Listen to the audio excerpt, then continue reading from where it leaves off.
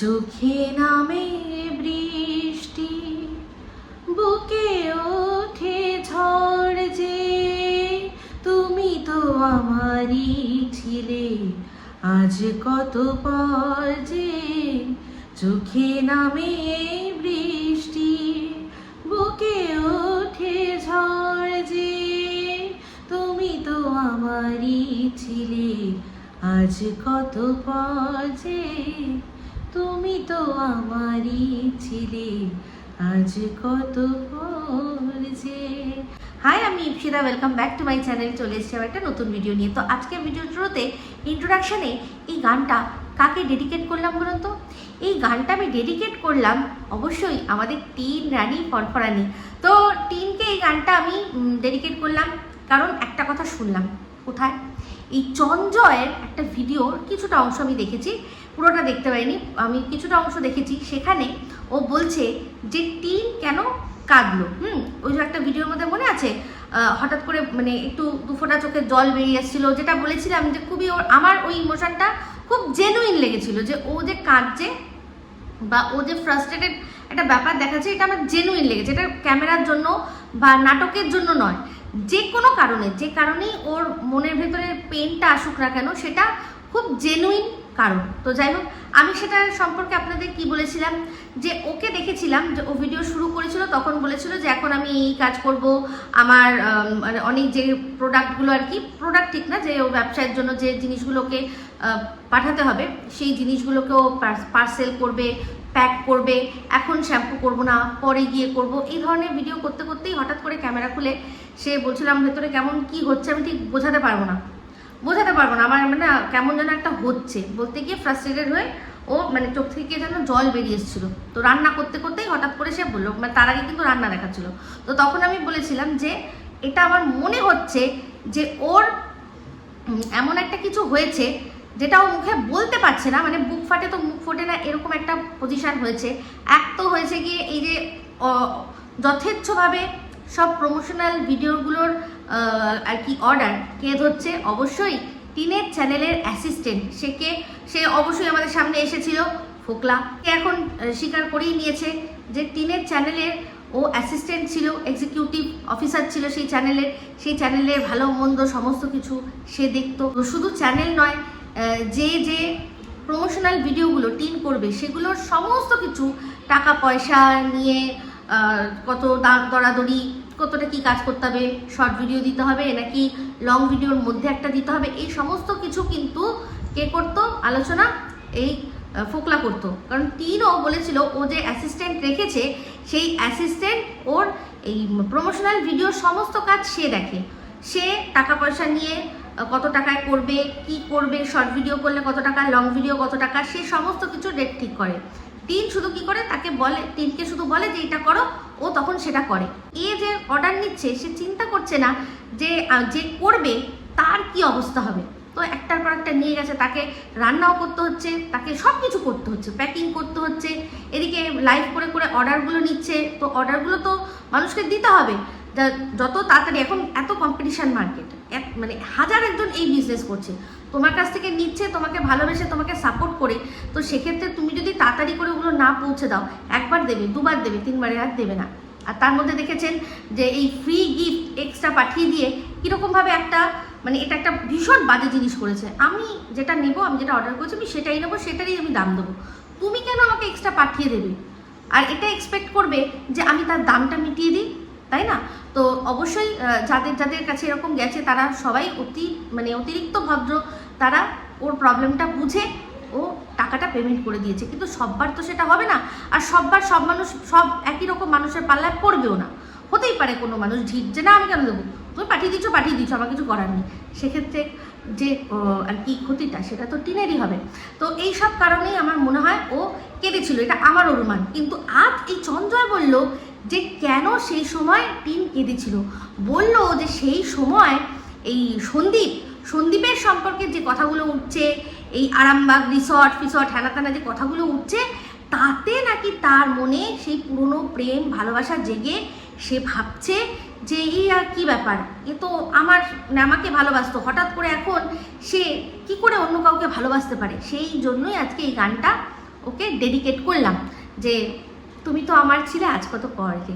তো এই যে আজকে যেটা ও বলছে, যেটা আমি, এটা চঞ্জয় বলছে, চঞ্জয়ের কথাটা যদি আমি সত্যি বলে ধরেও নিই, কারণ ওই হচ্ছে এখন টিনের সবচেয়ে প্রধান এজেন্ট, সবচেয়ে প্রধান এজেন্ট হচ্ছে ও, কারণ ওর সাথেই সবচেয়ে বেশি হয়তো কথা হয়, আর ভেতরকার খবর যদি কেউ দেয় সেটা হয়তো ওকেই হয়তো একমাত্র বিশ্বাস করে সব কথাগুলো বলতে পারে, তাও ডাইরেক্টলি হয় নাকি বকের মাধ্যমে হয় সেটা নিয়ে আমার একটু সন্দেহ আছে। তো সেক্ষেত্রে যেভাবেই হোক ভেতরকার খবর এনেছে যে ওর কান্নাটা নাকি বাচ্চার বাবার জন্য হয়েছে। এটা আপনারা কে কে বিশ্বাস করেন? কে কে বিশ্বাস করেন? মানে যখন সে ছেড়ে চলে গেল, এই বাচ্চার বাবা যখন কেঁদে কেঁদে ওকে ডাকলো, বাচ্চার দোহাই দিল যে তুমি এত নিষ্ঠুর কেন হয়ে গেছো, তোমার কি বাচ্চার কথা মনে পড়ে না? বাচ্চাটার শরীর খারাপ হয়ে যাচ্ছে, ও খেতে পারছে না, ও খাওয়া অর্ধেক হয়ে গেছে, ও এখন অনেক শান্ত হয়ে গেছে, ও এখন আর ওরকম চঞ্চলপনা করে না।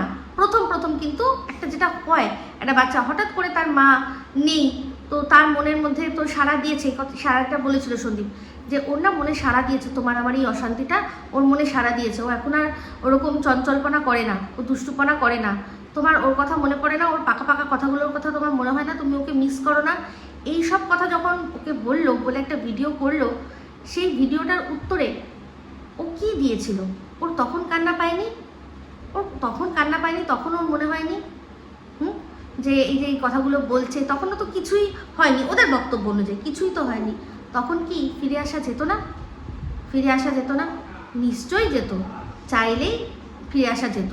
তো যাই হোক, সেই ভিডিওটা যেদিন দিয়েছিল সেই দিনই সদ্য এই সন্দীপের বাড়িতে এই যে ওর পাতানো দিদি গেছে, পাতানো দিদি বাড়ির থেকে বেরিয়েছে, তারপরেই সন্দীপ এই ভিডিওটা পাবলিক করেছে। বোঝা যাচ্ছে যে ভিডিওটা তারও একদিন আগে হয়তো করে রেখেছিল, সেটাকেও পাবলিক করেনি। কিন্তু জবের থেকে এই পাতানো দিদি যখন গেছে, সে গিয়ে কি বলবে না বলবে, তখন ও তার আগেই একবার নিজের তরফ থেকে তার বউকে চেষ্টা করেছিল যে তুমি চলে এসো, যা হবে দেখে নেব। কে বলেছে সংসার জোড়া লাগবে না? নিশ্চয়ই জোড়া লাগবে, আমরা চেষ্টা করবো। সেই ভিডিওটা এখনও সন্দীপ মিত্র চ্যানেলে আছে, ওটা নন মনিটাইজ একটা ভিডিও, ওটার থেকে সন্দীপ একটা টাকাও ইনকাম করেনি, যে চোখের জল ফেলেছিল সেগুলোর কোনো মূল্য সে নেয়নি, ঠিক আছে। তারপর যখন সেই দিদি আসলো, তারপর থেকে ওর মনেই হয়েছিল যে এবার এটা কোন রকমভাবে কী নেবে, উনি গিয়ে কী বলবে, বা আমাদের গ্রামের থেকে যারা বলছে কে কী বলেছো, সেটার জন্য ও ওসবের মানে যেহেতু জানেই যে হয়তো গ্রামের লোকেরাও তীরের সম্পর্কে অনেক খারাপ কথা ওকে বলেছে, এবার সেটা ও গিয়ে বলবে, তাতে গিয়ে যদি তীরের মনে সেটার এফেক্ট ফেলে, তার জন্য তার আগে ভাগেই ও এই জিনিসটা বলে দিল যে তুমি চলে এসো, সংসার জোড়া লেগে যাবে, যা হবে হবে, ঠিক আছে। তো তারপরে ফোনও করেছিল, সেই ভিডিওটা দেখে আমি কিন্তু বলেছিলাম আমার ভিডিওর মধ্যে যে তুমি এইসব করো না, তুমি চলে যাও, গাড়ি নিয়ে সোজা চলে যাও, ওকে নিয়ে এসো। তো ও কোনোভাবে যাওয়ার সাহসটা পায়নি, সেটার কারণ আমরা মানে আমি তো এখন বুঝতে পারি যে ও সাহস করে যেতে পারেনি, কিন্তু ফোন করেছিল যার উত্তরে ও সেই ওর ঐতিহাসিক কেন ওই কথাটা বলেছিল, মনে আছে? তাহলে আজকে সেই মেয়ে এখন প্রায় মানে 1.5 বছর পর, 1.5 বছর তো হয়ে গেছে, 2 বছর হতে চলছে, সেই 2 বছর পর হঠাৎ করে তার স্বামীর সোহাগের কথা মনে পড়েছে, স্বামীর ভালোবাসার কথা মনে পড়েছে, যে এ তো আমাকে ভালোবাসতো, এ কী করে অন্য কাউকে ভালোবাসছে, এরকম একটা বক্তব্য। তো দেখুন, এই যে আরামবাগ রিসর্টের মধ্যে যে জিনিসগুলো আমরা দেখেছি, আমরা কিন্তু কেউ এটা দেখতে পাইনি যে ওই রুমের মধ্যে ওরা দুজনে একসাথে ছিল। এ যে ভিডিওগুলো দিয়েছে, শর্ট ভিডিওগুলো ছেড়েছে, সেখানে দেখা যাচ্ছে সেটা আরামবাগ রিসর্ট, আর সন্দীপ যে রুমটার মধ্যে ছিল সেটাও আরামবাগ রিসর্ট, কিন্তু সেটা যে দুজনেরই যে একদিনে, এটার কোনো প্রমাণ নেই। আচ্ছা, ম্যাডাম বলেছিলেন যে ওরা একসাথে অনেকে গেছে, আমরা কিন্তু মানে যখন সন্দীপ ভিডিও করছিল তখন মানে যে রেস্টুরেন্টে গেছিলো, তখনই ওরকম একটা প্রত্যন্ত রেস্টুরেন্ট যেখানে কিনা খুব বেশি লোক মনে হয় না যাওয়া আসা করে, সেখানেই মানে রীতিমতো হুল্লোড় করে কথাবার্তা বলছিল, সব অনেক মানে পুরুষ ছিল, মনে পুরো বোঝা যাচ্ছিল, অন্যান্য একটা মনে হয় ফ্যামিলি ছিল, আর তাছাড়াও অনেক পুরুষের কণ্ঠ পাওয়া যাচ্ছিল।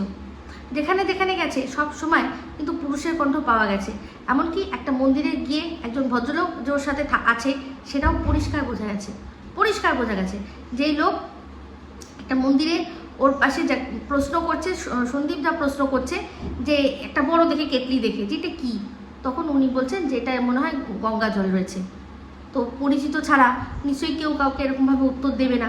আর সেই যদি এরকমও হয় যে দুজনে আমরা ঘুরছি একসাথে, আপনিও একা আছেন আমিও একা আছি, আপনি বললেন আমি উত্তরটা দিয়ে দিলাম, তাহলে কাকতালীয়ভাবে সেই লোকটাই কি করে সন্দীপ পরবর্তীকালে যে দোকানটায় গেল সেখানে দাঁড়িয়ে রয়েছে, মানে বোঝা যাচ্ছে যে সবেমাত্র এসে উনি দাঁড়িয়েছে বাইক থেকে বা যে কোনো কিছু থেকে সে নামিয়ে মানে দাঁড়িয়েছে, দাঁড়িয়ে একটা সিগারেট ধরানোর চেষ্টা করছে, তার মধ্যেই সন্দীপ এসে ঢুকেছে, তাই না?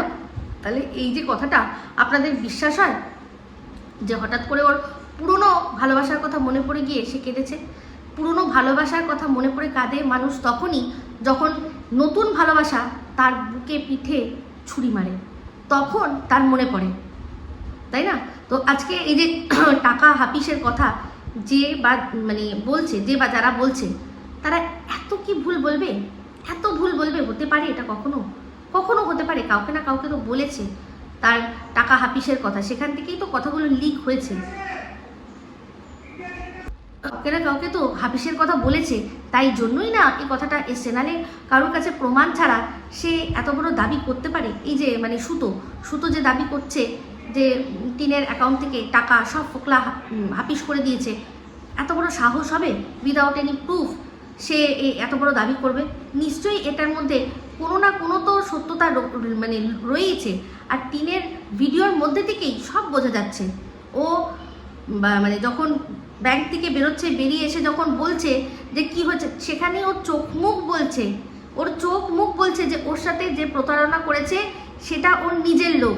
ওর ব্যাংকের সেখান থেকে ব্যাংক দেখিয়ে দিয়েছে যে এই দেখুন আপনার তো টাকাটা এই অ্যাকাউন্টে গেছে, এটা কার, এর নাম কি, এটা কী নাম, এর নাম একে চেনেন আপনি? ও তখন ওর চোখ মুখ বলছে যে ওর সাথে যে প্রতারণা করেছে সেটা ওর নিজের লোক। ও মুখ চোখ থেকে সেটার এক্সপ্রেশনটা কোনোভাবে সরাতে পারছে না, আমরা সবাই দেখেছি। তো সেই ক্ষেত্রে সেখান থেকেই শুনলাম নাকি উড়ো একটা কথা যে এই ফোকলা নাকি দাবি করেছে যে টিনের টাকা সবাই মিলে দেদার আর কি উড়াচ্ছে, তার মধ্যে এই সন্দেহের তীরটা যার দিকে যাচ্ছে সেটা হচ্ছে বক। সেটাও এই ফোকলার লাইভেই সেরকমভাবে একটা ইঙ্গিত করে দিয়েছে যে ওর টাকা কোথায় কে কত লুটছে সেটা আমি জানি, সব এমনি না, প্রমাণ দিয়ে বলবো। সেই জন্য নাকি সে যেটুকু টাকা আছে সেটুকু সরিয়ে নিয়েছে যাতে সেই টাকাগুলো টিন মানে ওই বকের চাপে পড়ে বককে না দিতে পারে, যাতে টাকাগুলো নয় ছয় না করতে পারে। ভাবতে পারছেন? মানে এই যে দেখুন ইতিহাসের পুনরাবৃত্তি হয় যে, এটা তো বুঝতে পারছেন যে এই যে সন্দীপের টাকাটা বলেছিল, সন্দীপ মানে যে টাকাটা আর কি মানে বলেছিল যে নিয়েছে, সেটা তো সোনা বাবার ছিল।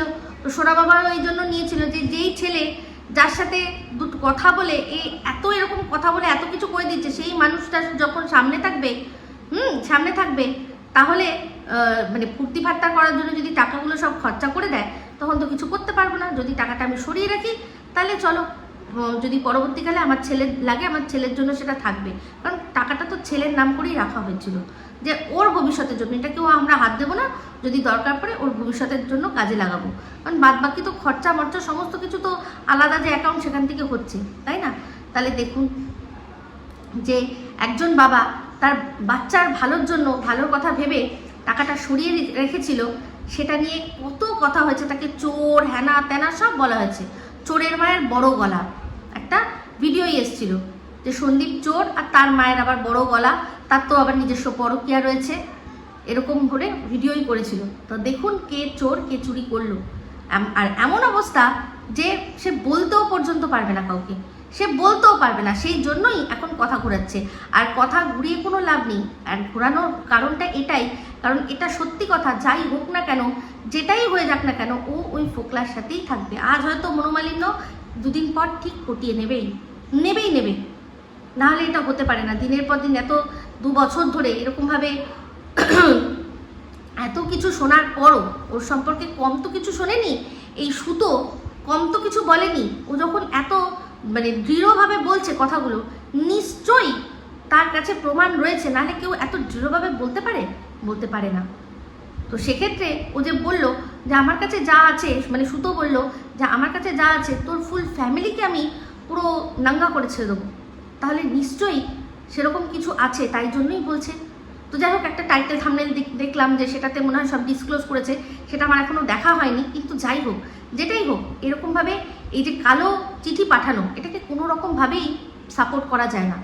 তো এরকম কালো চিঠি কিন্তু এই মিসেস মজুমদারও আমাকে বেশ অনেকবার পাঠাচ্ছে যে বলে দেবো বলে দেবো বলে দেবো। আমি কিন্তু বলেছি যে যদি ক্ষমতা থাকে প্রমাণ দিয়ে বলে দিক, কি জানেও আমার সম্পর্কে। ওকে তো সবাই বলেছে, কই কিছু বললো? কিন্তু সে নিজে দীর্ঘদিন ধরে একটাই কথা বলেছে যে আমি এই কালো চিঠি পাঠানোটাকে ভীষণভাবে হেট করি। ও ওই মানে ওর মর্কট মানে চঞ্জয় তাকে হেট করতো, কারণ সে তাকে কালো চিঠি পাঠাতো সব সময়। তারপর আরও অনেকে সেটাও বলেছে আমি এই জিনিসটাকে ঘৃণা করি। তাহলে যে এই জিনিসটাকে ঘৃণা করে সে সেই জিনিসটা অন্যের সাথে কি করে করতে পারে? তাহলে কে মুখোশ পরে বসে আছে, বুঝতে পারছেন?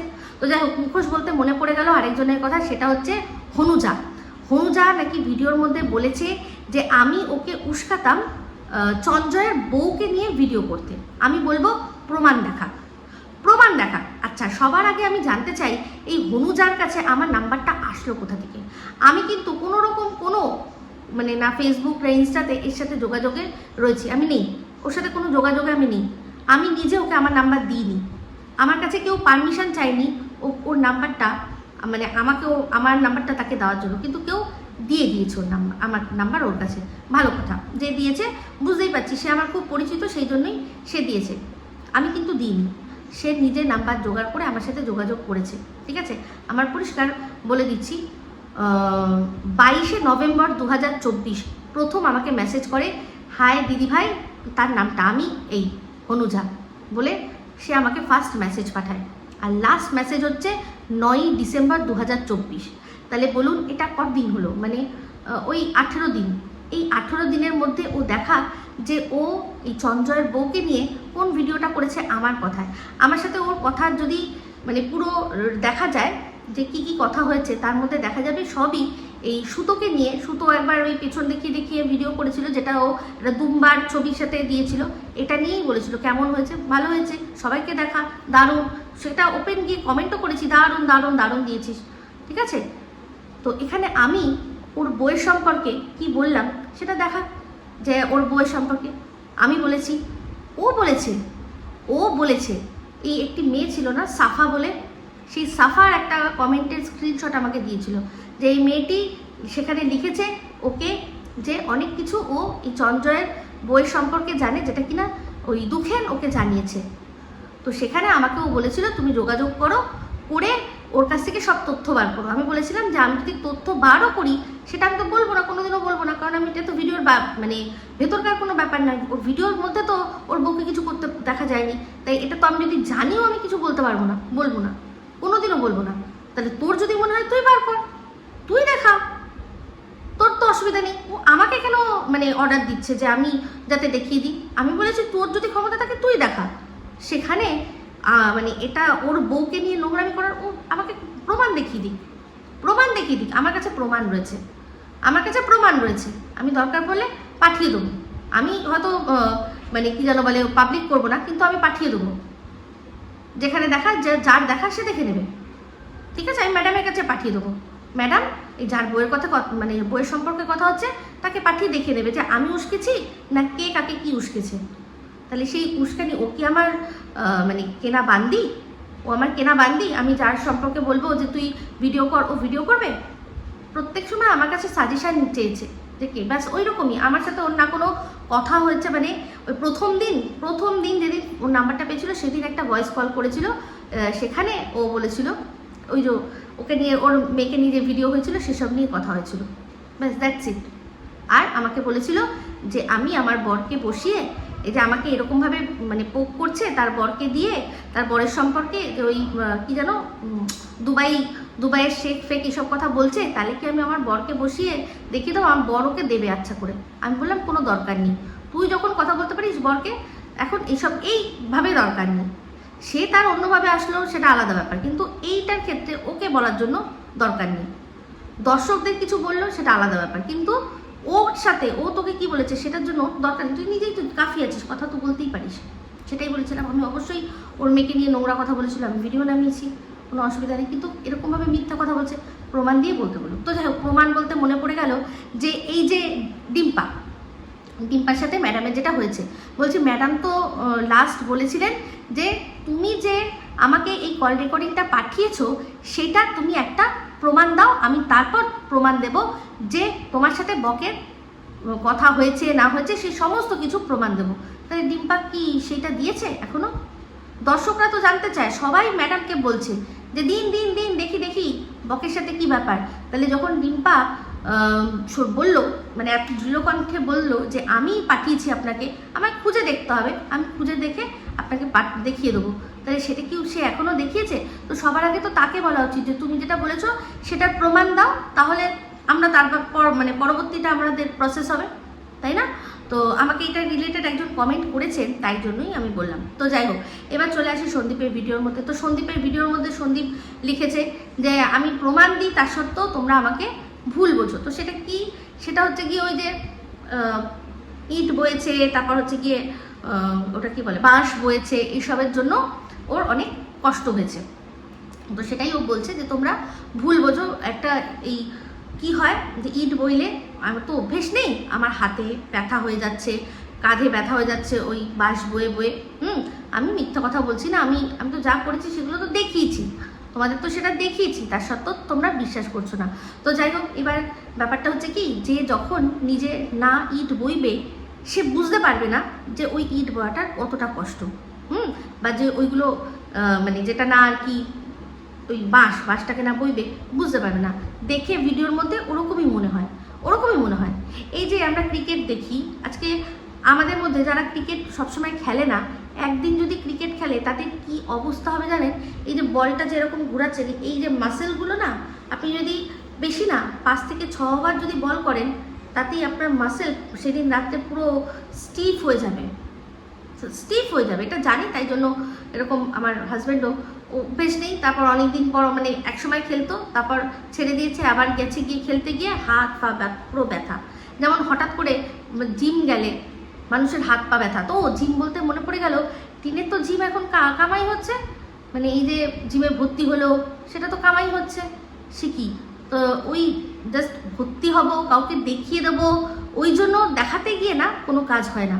মানুষ কাজ যখন করে অমনি মানুষ এমনি দেখে নেবে, কিন্তু কাউকে দেখিয়ে দেবো যে আমি রোগা হব বলে, আমি ওরকম ফিগার করবো বলে ওরকমভাবে হয় না। ডিটারমিনেশন ওরকমভাবে আসে না। কাজটা করে আমাকে দেখানোর জন্য না, আমার নিজেকে দেখাতে হবে। কে কি দেখলো পরের কথা। আমি যদি মনে করি যে আমার বডি নিয়ে আমি খুশ না, আমি নিজের জন্য করব, কাউকে দেখানোর জন্য করব না। আমি যখন সত্যিই রোগা হব, দুনিয়া এমনি দেখে নেবে, আমাকে দেখাতে হবে না। যেমন কিনা কদিন আগে ওকে আমি বলছিলাম না যে একটু রোগা রোগা লাগছে, তখন যেন মনে হচ্ছিল ওই যোগা টোগা করছিল, মনে হচ্ছিল, তারপর আবারও সেই রকমই হয়ে রয়েছে। তো যাই হোক, দেখলাম যে একটা কালী পুজোয় গেছে, তো এটা ওর এক বন্ধুর বাড়িতে কালী পুজোয় গেছে। তো এরকম নাকি অনেকবার ডাকে কিন্তু যেতে পারে না। তো এটাও পরিষ্কার যে আমি আনন্দ করছি, আমি ভালো আছি, সেই জন্য বেশি করে হেসে দেখাচ্ছিল। তো দেখেছিলেন আমি যে ওর জন্য ওই যে গানটা ডেডিকেট করেছিলাম, তুম ইতনা जो मुस्कुरा रहे हो क्या गम है उसको छुपा रहे हो। তো গম বলতে এটাই, ও যেটা ভেবে বেরিয়েছিল, ও দেখলো যে দুনিয়াটা সেরকম নয়। ও যেটা ভেবেছিল, সবচেয়ে বড় কথা তো এই যে ঠকানো, সবচেয়ে বড় ঠকিয়েছে এই ফোকলা ওকে তার কাজ সম্পর্কে বলে। সে যা কাজ করে সেটা টিনকে বলেনি, যত টাকা ইনকাম করে সেটা ও যা ভেবেছিল একদমই সেটা নয়, মিথ্যে। সেই মিথ্যে দিয়ে তার সাথে সম্পর্ক করেছিল। তো টিন হয়তো আবারও ফোকলার সাথে মানে সব ঠিকঠাক হয়ে যাবে, কিন্তু একটা কথা সত্যি কথা যে টিন যদিও ওকে ভালোবাসে তো বটে, নিজে লিখে দিয়েছিল, কিন্তু ফোকলা ওকে জাস্ট ইউজ করছে। মানে ওর পান থেকে চুন খসলেই এটা যদি না হয়, ওটা যদি না হয়, সেটার ক্ষেত্রে কিন্তু বুঝতে পারি। এই যে মারধরের কথা তো শুনেই নিলাম, মারধরের কথা পরিষ্কার বলে দিল কে না সুতো, যে তোদের মধ্যে কি মারামারি হয়েছে, সম্পর্ক তার মধ্যেই মারামারি। সন্দীপের বাড়িতে 5-5টা বছর কাটিয়েছে, কোনোদিনও ওদের মধ্যে হাতাপাই হয়েছে? হ্যাঁ, হতে পারে, সব হাজব্যান্ড ওয়াইফের মধ্যেই তর্কাতর্কি হতে পারে, কিন্তু হাতাপাই মারামারি, আমার মনে হয় সন্দীপ যদি সেরকম অবস্থা, সে তো মানে সন্দীপ কেঁপে যাবে ওই সিন দেখে। এমনিতেই একবার কথাবার্তায় শুনেছিলাম যে বেলুন চাকি তুলেছিল, তারপর নোড়া তুলেছিল, সেই দেখেই সন্দীপের যা অবস্থা থরথর করে কাঁপার মতো, যে এই কী রূপ দেখে নিলাম, আমি কি দেখলাম, যে বেলুন চাকি নিয়ে তাড়া করে গেছে, মনে হয় মেসমশাইকে তাড়া করেছিল বেলুন চাকি নিয়ে। তো এইসবগুলো তো ওরা ভাবতেও পারে না জীবনে, কিন্তু এই টিন অ্যাকচুয়ালি ওর সাথে মানে এইগুলোই হওয়ার দরকার, ওগুলোই মানে ডিজার্ভ করে। ও যে মারামারি করতে ছোটে, তো এই যে তার জন্য মারামারি করা একজনকে ও চুজ করেছে পরবর্তীকালে, যে কিনা নিজে ইনকাম করে না, কিচ্ছু করে না, অথচ আবার কি করে, টিনের ওপর দাদাগিরি করে, তাকে মারে ধরে, তার টাকা পয়সাগুলো যথেচ্ছভাবে সব খরচা করে। তো আজকে দেখলাম যে টিন গেছে কোথায়, আবার ব্যাংকে, কারণ না ব্যাংকে না, আজকে গেছে কোথায়, খোসলাতে গেছে, গিয়ে ইএমআই কত আছে সেগুলো সব, মানে ইএমআই কত টাকা রয়েছে, সেটা আর ক মাস দিতে লাগবে, সেই সমস্ত কিছু ও লিখে নিয়ে এসছে। তার কারণ ওর অ্যাকাউন্ট আর ওর হাতের মধ্যে আয়ত্তের মধ্যে নেই।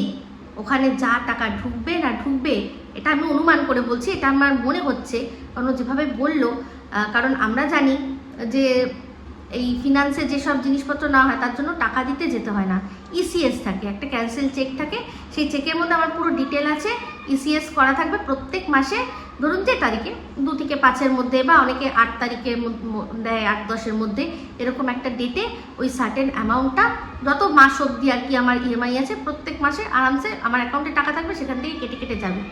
তাহলে হঠাৎ করে কিসের জন্য জানার প্রয়োজন পড়ে গেল আমার কত টাকা বাকি রয়েছে, তার মানে সেই টাকাটা এবার ওকে অন্য কোথাও থেকে জোগাড় করতে হবে। কারণ ওর বাপির নামে যদি সত্যিই লোনটা হয়ে থাকে, যেগুলো নিয়েছে, ফ্রিজ নিয়েছে, তারপর আরও কী সব যেন নিল না খোসলা থেকে, টিভিটা তো আর কি ফ্রি ছিল ফ্রিজের সাথে, তো খোসলা থেকে যেটা নিয়েছে, ফোনটা কিন্তু ও ক্যাশেই কিনেছিল, ওর বাপির সাথেই গেছিল, গিয়ে বাপি পুরো চকচকে পুরো বান্ডিল, আমরা গুনেছিলাম কত, প্রায় 2 লক্ষ টাকার মতো দিয়েছিল, নিজে বললো বাবারে কতগুলো টাকা চলে গেল, যেখানে সোনাইও ছিল। তাহলে এখন ইএমআই বলতে ওর শুধু ফ্রিজ ছাড়া আর তো কিছু নেই খোসলা থেকে, তো সেটার আর ক মাস বাকি আছে, সেই টাকাটা এবার ওকে ওর বাপির অ্যাকাউন্টে দিয়ে দিতে হবে, মানে সে প্রত্যেক মাসে দিক বা ও একবারে এক থোকে যেভাবেই হোক দিক, কিন্তু ওকে দিতে হবে, কারণ নাহলে বাপির অ্যাকাউন্টের থেকে টাকাটা কাটবে। তো যদি বাপির অ্যাকাউন্টে টাকাটা না থাকে তাহলে তো মানে চেক আর কি বাউন্স করবে, তো এরকম সেরকম হবে না, ওর বাপির অ্যাকাউন্টে নিশ্চয়ই রয়েছে, কিন্তু যাই হোক জিনিসটা মেয়ের, টাকা তো মেয়েকেই দিতে হবে। তো এইবার হবে কি বলুন তো, এবার হবে ভাঙাগড়ার খেলা, এইবার আবারও ভাঙাগড়ার খেলা হবে, কারণ কিছু করার নেই, ওর সমস্ত ওর ব্যাংকের সমস্ত কিছু, আমার যেটা মনে হচ্ছে সব কিছু এই ফোকলা আয়ত্ত করে রেখে দিয়েছে, এটা আমার মনে হচ্ছে, তাই জন্যই ও এরকম বলছে। তো এরকম কোনো ব্যাপার নেই যে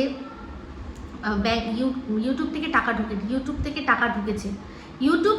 ঢুকেছে, আর এই যে চন্দ্রার মুখে শুনলাম যে অনেক সময় ব্যাংক অ্যাকাউন্ট সিজ হয়ে যায়, তো সেইটা সিজ তাহলে হয়তো ও করিয়েছে এখন, যাতে ফোকলা এটা আর ব্যবহার করতে না পারে। এবার যদি অ্যাকাউন্ট সিজ থাকে তাহলে অবশ্যই এই যে দেখুন মিলে যাচ্ছে, তাহলে কিন্তু ওকে কি করতে হবে, বাবাকে ইএমআই এর অ্যামাউন্টটা এখন যতক্ষণ না সব কিছু ঠিক হচ্ছে ততক্ষণ বাবাকে ইএমআই এর অ্যামাউন্টটা আলাদা করে দিতে হবে, আলাদা করে তুলে দিতে হবে। তো ব্যাংকে যদি এখন সিজ থাকে তাহলে আমার মনে হয় ওই অ্যাকাউন্ট থেকে এখন আপাতত কোনো রকম টাকা তোলা বা ফেলা করতে পারবে না, তোলা তো করতে পারবে না, ফেলবেও না।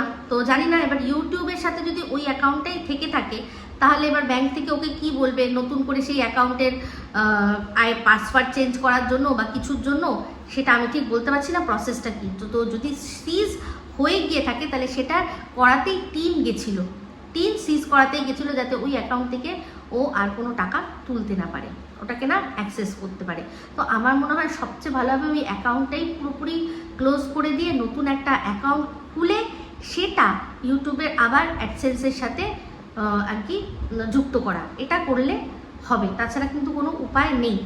তো যাই হোক চলে আসি সবশেষে একজনের ভিডিও দেখলাম, সেটাকে মনু সোনা চ্যানেল থেকে হনু সোনা। তো হনু সোনাকে আর আমার এখানে যত মুসলিম ভাই বোনেরা রয়েছে সবাইকে রামাদানের অনেক অনেক অনেক শুভেচ্ছা। রামাদান আপনাদের খুব ভালো কাটুক, খুব শান্তি করে কাটুক। আপনারা এই একটা মাস খুব শান্তিতে কাটান, আর আপনাদের মনে যত ইচ্ছা সব যেন উপরওয়ালা সব আর কি পূরণ করে, ঠিক আছে? তো যাই হোক, এবার বলছে যে সে একটা ভিডিও দেখেছে, মানে নরেন্দ্র মোদীর কথা বলেছে, তো সেখানে ও বলল যে আমার ধর্ম কি, আমার ধর্ম হচ্ছে গিয়ে ধর্ম ওর কাছে মানে দেশ, সংবিধানই হচ্ছে ওর ধর্ম, মানে দেশ আগে তারপর হচ্ছে গিয়ে ধর্ম। যেমন কিনা আমিও বলেছি যে আমার কাছে মানে রিলিজিয়ানের থেকেও আগে আসে ন্যাশনালিটি, আগে আমার নাম, তারপর আমার ন্যাশনালিটি, আমি ইন্ডিয়ান, তারপর আমার রিলিজিয়ান হিন্দু, ঠিক আছে? তো ওর কাছেও সেম, আগে ওর নাম, তারপর হচ্ছে গিয়ে ওর আইডেন্টিটি মানে ন্যাশনাল, ও হচ্ছে ওর ন্যাশনালিটি ইন্ডিয়ান, তারপর ওর ধর্ম মুসলিম, ঠিক আছে? তো সেক্ষেত্রেও বললো যে আমি আমার সংবিধানকে বিশ্বাস করি, আমি দেশের আইন ব্যবস্থাকে বিশ্বাস করি, আমার সাথে অন্যায় হয়েছে, আমি তার জন্য মানে নিশ্চয়ই সেই অন্যায়ের বিরুদ্ধে আমি লড়বো, আর লড়ে আমি আমার জন্য ন্যায় বা ইনসাফ পাবো। আমার সাথে বেইনসাফি করবে না, আমি ইনসাফ পাবো। তো সবার আগে বলি যে এই যে সংবিধানের ও দোহাই দিচ্ছে, সেই সংবিধান সবার আগে আমাদেরকে কি দিয়েছে? আমাদের সার্বভৌমত্ব, আমাদের ইন্ডিপেন্ডেন্স, মানে আমাদের স্বাধীনতা, মানে আমরা একটা স্বাধীন দেশের স্বাধীন নাগরিক। আমি স্বাধীন, আমি যখন যেটা মনে করব যে আমার স্বাধীনতা যতটা আর কি আমাকে দেওয়া হয়েছে স্বাধীনতা, সেটা অনুযায়ী আমি কাজ করব, তাই তো? তাহলে সেই স্বাধীনতা অনুযায়ী সবার আগে পাওয়া উচিত ব্যক্তি স্বাধীনতা। তো এই যে যার কথাও বলছে যে সে ওর সাথে নাইনসাফি করেছে, সে ওর সাথে কি নাইনসাফি করেছে? সে ওর সাথে ছিল ওর কি ছিল? ওর সাথে ওর লিভিং পার্টনার হিসেবে ছিল, একসাথে সময় কাটিয়েছে। আর যদি সে মনে করে যে আমি তোমার সাথে আর থাকবো না, তাহলে কি সংবিধান এটা বলবে জোর করে যে না তোমাকে ওর সাথেই থাকতে হবে? এটা তো সবার আগে সংবিধান ওকে খারিজ করে দেবে যে তুমি জোর করে কাউকে তোমার জীবনে রাখতে পারবে না। আমাদের ভারতীয় সংবিধান তোমাকে সেই অধিকার দেয় না। ভারতীয় সংবিধান আরেকটা কি বলে? মানুষের গোপনীয়তা রক্ষা করার সে দায়িত্ব নেয়, যে তোমার গোপনীয়তা রক্ষা করার আমি দায়িত্ব নিলাম, তোমার গোপনীয়তা যদি কেউ ভঙ্গ করে তাকে আমি দেশের আইন অনুযায়ী শাস্তি দেব। তাহলে এই যে ও কতগুলো মানুষকে এই যে ঝিমি সাহার গোপন ভিডিও পাঠিয়ে দিয়েছে, ও কি তার জন্য সংবিধানের কাছে সাপোর্ট পাবে না শাস্তি পাবে? আপনারাই বলুন। এই যে ও মানে ওর বক্তব্য অনুযায়ী যে সময়টা বা যে টাকাটা ও ঝিমি সাহার পেছনে খরচা করেছে, ওকে কি জোর করে ঝিমি সাহা খরচা করিয়েছে? ও কি সেটা প্রমাণ করতে পারবে যে আমাকে জোর করে আমার কাছ থেকে লিখিয়ে নিয়েছে কোনো রকমভাবে, বা সময়টাও আমাকে জোর করে কোনোভাবে আদায় করেছে? পারবে না তো।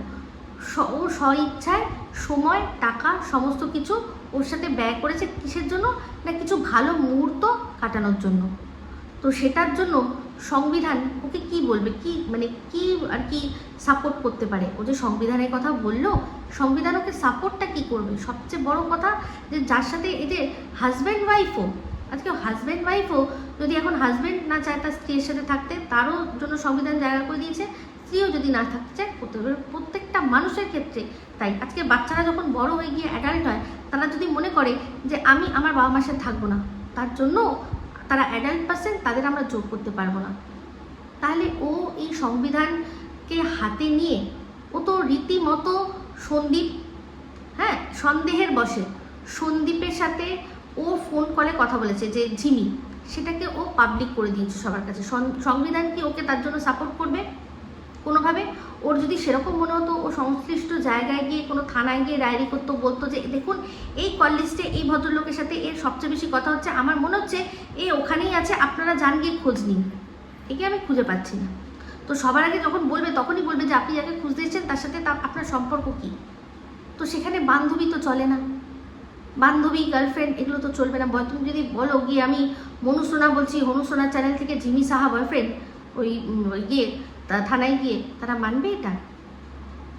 তাকে তার বাবা মাকে দিয়ে করাতে হবে। তার বাবা মা বলে দিয়েছে মেয়ে স্বাধীন, মেয়ে অ্যাডাল্ট, মেয়ে যেখানে খুশি গেছে, আমাদের কোনো ব্যাপার নেই এখানে, আমরা জানতেও চাই না ও কোথায় আছে। ও যেখানে আছে ও বুঝে নেবে ওর ভালো মন্দ, এরকমই তো ওই তো বলেছিল। তাহলে বলুন যে সংবিধান যদি চায়ও ওকে কিভাবে সাপোর্ট করতে পারে, কিভাবে ওর সাথে ইনসাফ করতে পারে, কারণ ও তো সবচেয়ে বড় না ইনসাফই করেছে সবার সাথে, সবার সাথে, এই ঝিমির সাথেও করেছে, সবচেয়ে বেশি ঝিমির সাথে করেছে, আর তারপর হচ্ছে সন্দীপের সাথে করেছে। সেখানে সন্দীপের নামে মিথ্যা মিথ্যা সন্দীপের নাম দিয়ে, আর ঝিমি সাহা, আমি ঝিমি সাহা বলছি, আমি ওর সাথে বিয়ে করছি, আমি ওর ওখানে আছি, এই ধরনের একটা ও লিখে দিয়েছে। তাহলে এটার জন্য সংবিধান ওকে সাপোর্ট করবে? পরে আবার ক্ষমাও চেয়ে নিয়েছে যে সরি, ওটা আমি করেছিলাম, আমি রাগের মাথায় ভুল করে করেছিলাম। তাহলে চিন্তা করে দেখুন, চিন্তা করে দেখুন ও কোন হিসাবে কিসের জন্য সাপোর্ট পাবে। উল্টে ও একটি মেয়েকে এমন অবস্থা করছে, পাশের দেশে সব তথ্যগুলো দিয়ে সেই মেয়েটার মানে এমন এমন সময়কার ছবি, সে কীরকম অপ্রস্তুত অবস্থায় রয়েছে, সেই ভিডিওগুলোকে পাবলিককে দেখাতে চায় কি না চায়, তার কোনো রকম কোনো পারমিশন না নিয়ে তার স্বাধীনতার ধাজিয়া উড়িয়ে দিয়ে ও সেগুলো ওখানে দিয়েছে, সেখান থেকে পাবলিক করা হচ্ছে এইভাবেই যে তোমাকে পুরো এক্সপোজ করে দিলাম, তোমার আর কোনো পথ নেই, হয় তুমি শেষ হও, নয় তুমি এর দরজা খোলা আছে, তুমি এর কাছে এর পথে চলে যাও, তাই না? এগুলো সব আমরা জানি, এগুলোকে কি বলে না বলে আমরা সব জানি। তো একটাই কথা বলবো, এই পবিত্র রামাদান মাসে সবাই যেন সুবুদ্ধিটা পাক। তা এখানে কোনো জোর করে কিছু হয় না, সবার স্বাধীনতা রয়েছে। সে যদি নিজের মর্জিতে ওর পথে চলতে চায়, সেখানে কোনো বাধা দেওয়ার ব্যাপার নেই, ভালোবেসে যেতেই পারে। কিন্তু যদি সেই ভালোবাসা না থাকে, যে কিনা যাকে দেখছে যে পুরোপুরি এক্সপোজ করে দিচ্ছে, এইভাবে এক্সপোজ করে দিচ্ছে, মানে এত 8 বছরে তার সময় হলো না বিয়ে করার, হঠাৎ করে এই 6-8 মাসে তাকে আমি পেলেই বিয়ে করব, এই জিনিসটা তো সেই মেয়েটার মাথাতেও স্ট্রাইক করেছে হয়তো। ঠিক আছে, তো যাই হোক, এটাই বলবো যে এগুলো করে কোনো লাভ নেই। ও যথেষ্ট অন্যায় করেছে, খুব অন্যায় করেছে, প্রচণ্ড অন্যায় করেছে, এটাকে সাপোর্ট করা যায় না, কোনো রকমভাবে সাপোর্ট করা যায় না। ঠিক আছে, তো চলুন। ও অনেক আবার বলেছেন যে টিনকে গালাগালি দেওয়া, টিনকে তো কি বলেছে, বান্দির ঘরে বান্দি, উল্টাইয়া ঝুলাইয়া রাখা দেবো, সে সময়ও বলেছে যে এগুলোকে গালাগালি হিসাবে বলা যায়? গালাগালি যেভাবে আমাদের এখানে সব গৃহবধূরা দিয়েছে, সেই অনুযায়ী ওই পাশের দেশের ওই স্লেভ হার্ট মানে গালাগালি কিছু দেয়নি, ওগুলো গালাগালি নয়। আর যে টিন, যে কিনা নিজে এই মানে শিলাদেবীকে যেভাবে তখন ছোট করার জন্য লোক লাগিয়েছিল, তাদেরকে তথ্য দিচ্ছিল, যেভাবে দিচ্ছিল, সেক্ষেত্রে সেইটুকু যে কথা শোনা ও ডিজার্ভ করে, তখন ও ডিজার্ভ করতো, তখনও শুনেছে। ঠিক আছে, তো চলুন, এই বলে ভিডিওটা এখানে এন্ড করছি। যদি ভালো লাগে তাহলে অবশ্যই লাইক শেয়ার কমেন্ট করতে ভুলবেন না। যারা চ্যানেলটা সাবস্ক্রাইব করেননি তারা সাবস্ক্রাইব করে নেবেন। সবাই ভালো থাকবেন, সুস্থ থাকবেন। আবার আছে খুব শীঘ্র নতুন ভিডিও নিয়ে। টাটা।